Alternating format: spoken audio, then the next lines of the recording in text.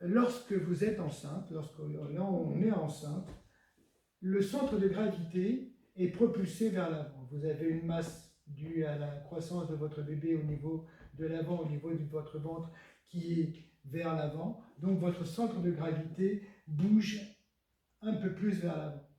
Bien sûr, pour compenser ce changement, ce déplacement de centre de gravité vers l'avant, les muscles qui vont compenser pour éviter que vous tombiez dû à la masse importante que vous avez vers l'avant, ce sont les muscles du dos.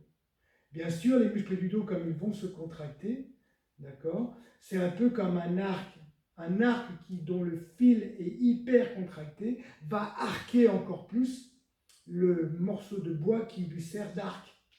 Voilà, si vous regardez votre colonne vertébrale est composée de plusieurs vertèbres, bien sûr, vous le savez, vous savez qu'il y a 5 lombaires, 12 dorsales, 7 cervicales. Et naturellement, elles ont des courbures. On appelle la courbure au niveau des lombaires la lordose lombaire. Vous avez ici au niveau des dorsales la syphose dorsale et vous avez au niveau des cervicales une lordose cervicale. Donc, visualisez. N'hésitez pas à consulter une vidéo sur Internet ou un livre d'anatomie. La lordose lombaire, on retrouve vraiment cette image d'arc. Imaginez, vous avez donc votre centre de gravité qui est propulsé légèrement vers l'avant dû à la masse qui est en train de grossir dans votre ventre, okay, qui est votre futur bébé.